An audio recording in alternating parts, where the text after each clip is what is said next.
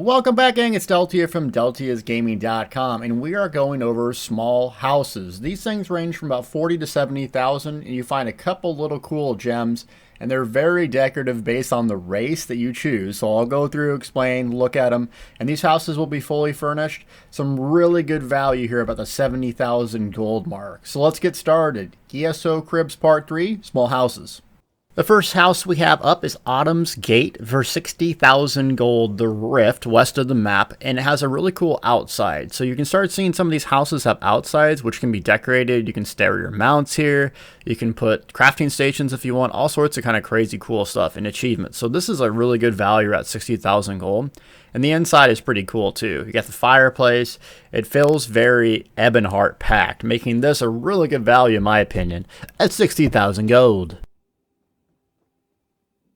Next up is the Black Vine Villa, costing 54,000 gold, located at Malabor near the trading post northeast of the map. Also has cool outside, not as big, but it has a lot of little plants and stuff. So if you're definitely into the Aldemary Dominion plant hippie thing, the hippie movement, you'll love this. It is pretty spacious in here, so you can see you got your wine there. You got your little table in case people come. You got a bar. If you have friends, you bring them over. You drink alien juice and you shade yourself from naked people, and you have a very small bed because, well, high elves, they're very little, very small. Or wood elves. Anyways, whatever, they're elves.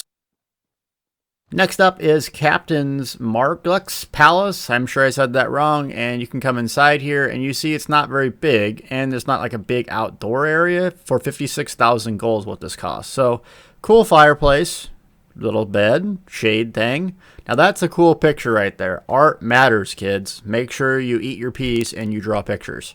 Very important when you grow up. Or you'll end up like me. Anyways, not that good for 56,000 gold. You Imperial lovers, we got something for you. Cyrodilic Jungle House for 71,000 gold. One of the coolest ones. You can see massive, massive outdoor area.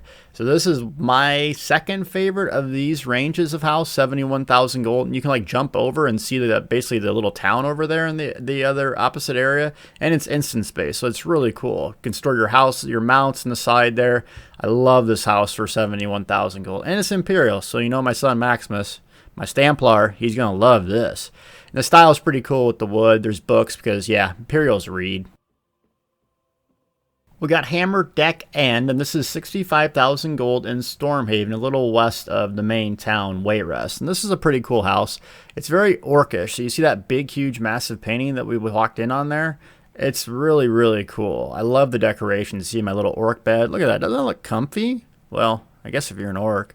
Anyways, big, spacious, got a fire. That painting is the centerpiece. Remember, art matters. And then there's not a whole lot of books because, well, you're orc. You don't read a whole lot, I think.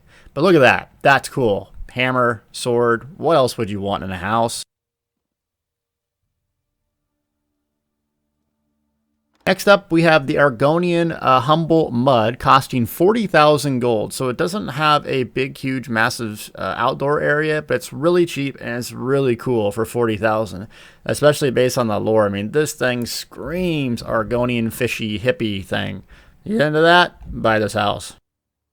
Next up is Kragenhome, and that is my favorite zone, Stonefalls. So this is EP, very EP, 69,000 gold. And the problem with this is, well, it's almost 70,000 gold, but doesn't have an outside. It's a really cool entrance fireplace, and it seems pretty big, but this is kind of lowball for me in EP because I want to see that lava. Lava's cool, fire's cool. You gotta have it in your home if you're paying 70k, in my opinion. Moving on to Moonmirth, 50,000 gold, and you cat lovers are going to love this. This screams Khajiit. The two moons, this one likes apples, bread. Okay, I'll stop the bad accent. Hey, there's pie, though. I mean, that counts for something. Anyways, if you are into the Aldemary Dominion and you love the cat, moon, sugar stuff, this is your home at 50,000 gold. And now we move on to Snugpod at 45,000 gold. Very wood elf, very deer antler, maybe even corpses laying around here at some point. Yeah, not my thing, but hey, if you like it.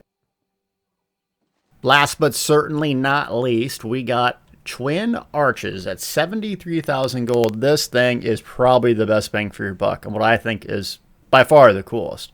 So you get a massive outdoor area, and it's cool because you can see like the wind and the sand kind of roll in from Bangkori in the desert. So if you're into that like Alakir Redguard feel, I mean, this house is pretty sick. You go inside, and even inside is really massive. And look at that bed. I'm just getting tired looking at that thing. It doesn't have an upper floor, which is a little bit disappointing, but the things you can do with this house for 73,000 gold, and you got little skewers there. I mean, yeah, who doesn't want free food? I mean, huge outdoor. Inside is massive. Tons of storage. Great value. My favorite home of the bunch.